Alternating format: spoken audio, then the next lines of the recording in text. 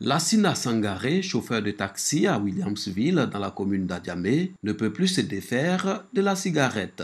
Depuis 1972, il consomme le tabac, un produit toxique qui nuit à sa santé. On prenait les cigarettes à terre, on fumait, le père n'était pas d'accord, ni la mère. Personne n'était d'accord quoi, on se cachait, on fumait, on prenait ça pour faire le malin. Je peux fumer au moins 5 par jour. La cigarette, je fume malgré moi-même, sinon ça me fatigue.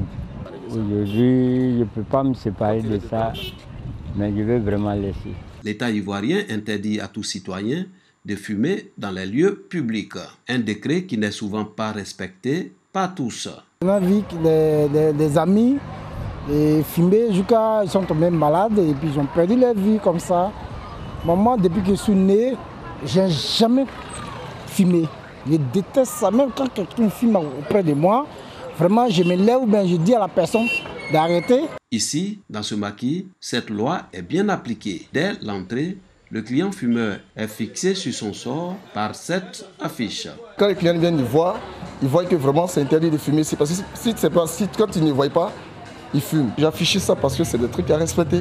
C'est le gouvernement qui l'a dit, donc il faut le respecter. L'épidémie mondiale du tabagisme tue plus de 7 millions de personnes chaque année, dont près de 900 000 sont des non-fumeurs exposés au tabagisme pacifique. Le taux de prévalence de la consommation du tabac en Côte d'Ivoire est estimé à environ 14% chez les hommes et à 7% chez les femmes. À la Croix-Bleue de Côte d'Ivoire, structure chargée de la prise en charge des malades du tabagisme, plus de 80 patients sont enregistrés par jour.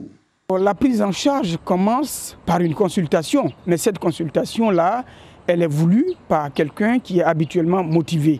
Et si l'individu n'est pas motivé, il faut faire ce qu'on appelle l'entretien motivationnel. Il s'agit de lui expliquer que le comportement et la pratique dans laquelle il est, ce sont des comportements, ce sont des pratiques à risque qui l'exposent dans 15 ans, dans 20 ans à des méfaits, à des conséquences ineffables. Je le dis de façon empirique, nous avons à peu près un taux de réussite, de succès de 80%, de l'ordre de 80%. On enregistre seulement 20% d'échecs, mais justement ces échecs-là sont des choses à capitaliser. Et surtout pour le patient lui-même, c'est toujours un pas vers l'état définitif de guérison. Les risques sanitaires que le tabagisme engendre sont nombreux. Cette année, l'OMS met l'accent sur l'impact du tabac sur la santé cardiovasculaire, les cardiopathies et autres maladies vasculaires périphériques. Près de 80% de plus d'1 milliard de fumeurs que compte la planète ne survivent pas aux maladies liées au tabac. Chaque année, le 31 mai, le monde entier dit non au tabac. Ce jour-là, les gouvernants sont incités à mettre en place des politiques de prévention en vue de protéger les populations contre ce fléau.